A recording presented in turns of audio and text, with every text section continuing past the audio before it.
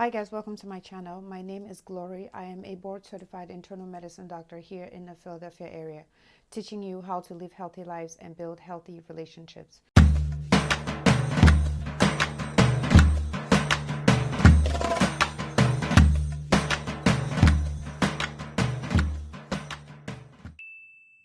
Today we're talking about the fact that your toddler does not need daycare.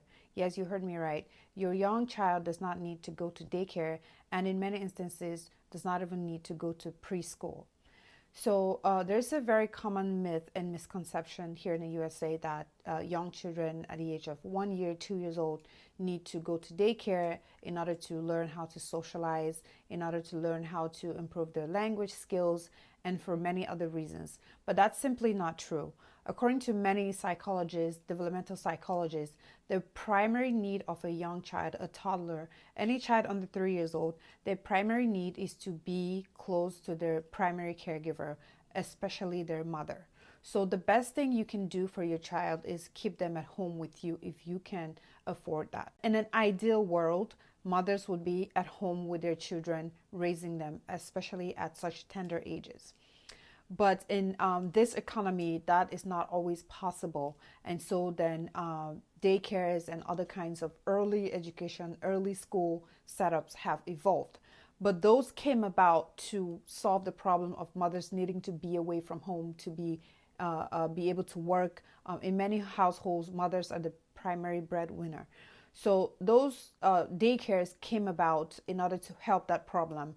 It is not because the children need it. If we want to talk about what the child's actual needs are, the child's primary need is to be closely attached to their primary caregiver, which is their mother. So the myth and misconception that children need to be away, sent away to daycare, is simply a myth, and it's not true.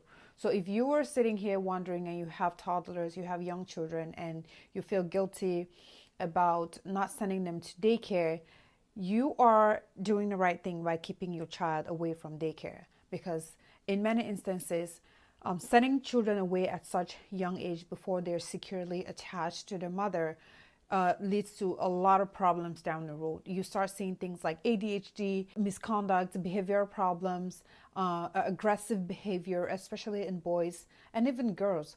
So there are lots and lots of consequences of this new way of parenting, which is sending children away way too early before they mature, before they have the developmental power to comprehend what is going on.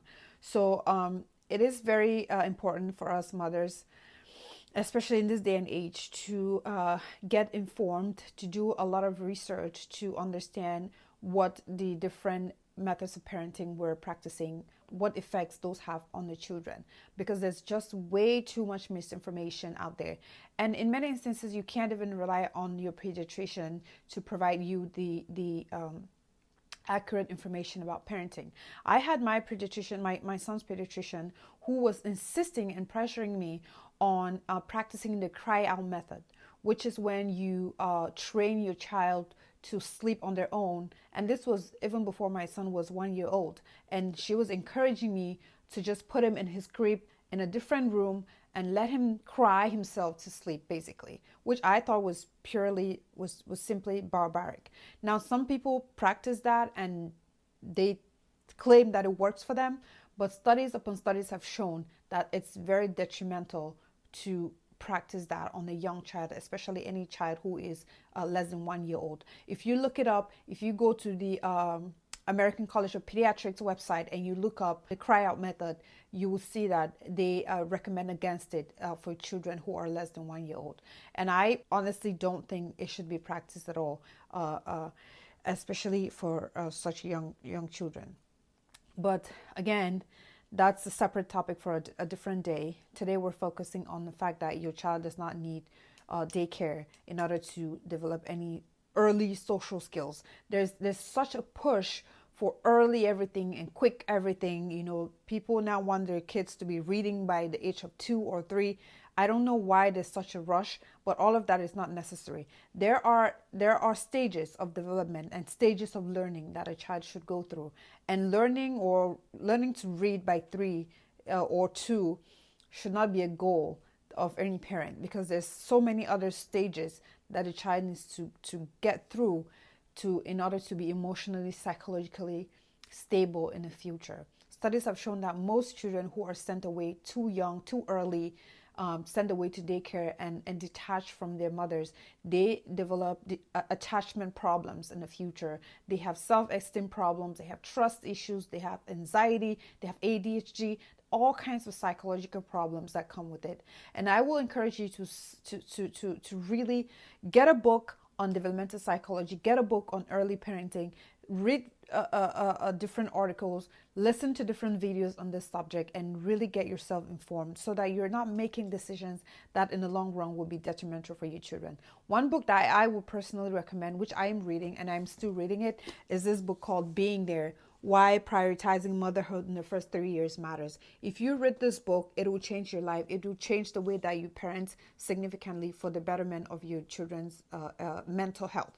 There's a lot of mental health crisis in the USA, and according to developmental psychologists, and also written in this book, most of the mental health problems, whether it's depression, anxiety, early suicide, and attachment problems, most of them stem from how kids were raised when they were at that tender age. How the primary attachment figure, who's their mother, how they there for them or not.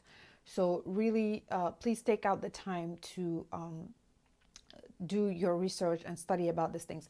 I will put the link to the Amazon link for this book in the description below, so you can check it out for yourself. It's only about $10 or $15. It is not a lot compared to the heartache and the potential mental health crisis that this book will save you from inflicting on your children if you raise them the wrong way. I know that no mother wants to raise their child in a way that is detrimental for the child, but there's just a lot of conflicting information outside. There's a lot of you can't just afford to listen or do what everyone else is doing, because in many instances what everyone else is doing is wrong.